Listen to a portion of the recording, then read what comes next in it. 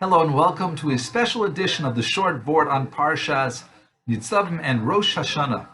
In Parshas Nitzavim and Perek Lamed, Pasuk Yud Aleph, it says, Ki mitzvah hazos, for this commandment, Asher Anochi mitzavcha hayom, that I'm commanding you today, Lo nifleis hi mimcha, it is not hidden from you, V'lo rechoka, and is not far. Ramban Nachmanides says that this mitzvah here is talking about the mitzvah of Teshuvah, which makes it a perfect fit for the Shabbos right before Rosh Hashanah and the Yom Adin. I thought I had a perfect excuse how to get exonerated in judgment this year. I thought I would tell HaKadosh Baruch Hu and say, look, I have a kal v'chomer here. I'm a human person. I have frailties. I give in to my desires. It's not because I want to rebel against you, Hashem, Chas v'Shalom. It's just that I'm weak and I give in to my taiva, to my desires. I'll compare it to something like, if I want to go on a diet, I want to eat healthy, and I'll think in my mind, from now on, I'm not going to eat the junk food. Then I get home and I see chocolate chip cookies, ice cream, and despite my good intentions of a few minutes ago, I'm going to give in and I'm going to eat this food. And I'm going to regret it. But I'm weak and at times I give in. Sometimes I'll succeed and I'll resist the temptation. But at some later point, chances are I'm going to give in again. That's the same thing with spiritually. Hashem, I want to have kavanah and tefillah. I don't want to say lashon hara. I may resist the temptation, but eventually I'm going to blow it somehow, regretfully. So please forgive me. Proof is that it's not just against you that I do this, but it's even physical things that I want for myself. Unfortunately, I was reading a sefer from Rishal Salanter, and it referred to me to the words of the Divrei Torah of the Bais Halevi, Rabbi Yosef Dov Soloveitchik, the great 19th century giant. And in Parshas Yisro, he discusses that there's a mitzvah of losachmod, you shouldn't desire. And the question is, a person wants what a person wants. How is this commandment going to stop us from desiring?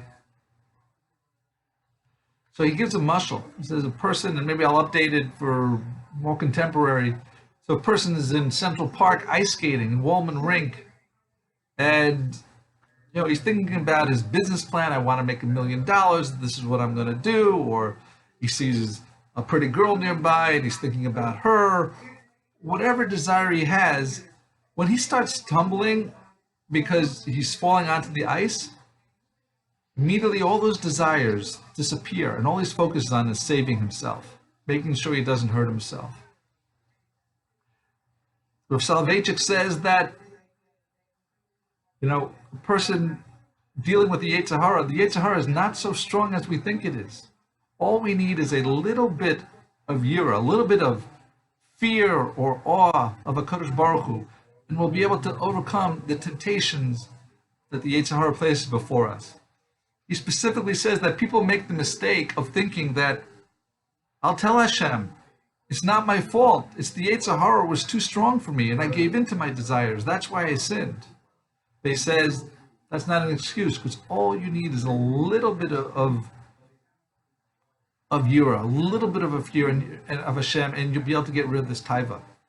And that's the pasuk says, Ma Hashem Elokecha shoel mimcha ki im liyira es Hashem. A little bit of yira is all Hashem wants, and then you'll be able to fulfill His will and beat the Yetzer Hara. The question is, now what am I going to do? My plan A, my chocolate chip excuse plan is gone. So there's another mashal given, probably by the Magid, but it's very famous regardless. And that's, let's say someone had a business and it's heading towards bankruptcy. He's not able to pay his debts, but he still wants to keep operating in order to recover.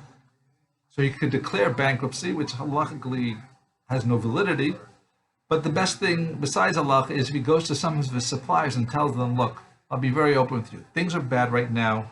The economy is not good, but I think I can turn it around. Can I pay you a monthly payment plan to repay the debts I already owe so that you'll keep on funding me? And very often, this plan will be accepted. They'll take a little bit of deposit as long as you pay it over time, and they'll be much happier that way. It's the same thing with the Kodesh Baruch Hu.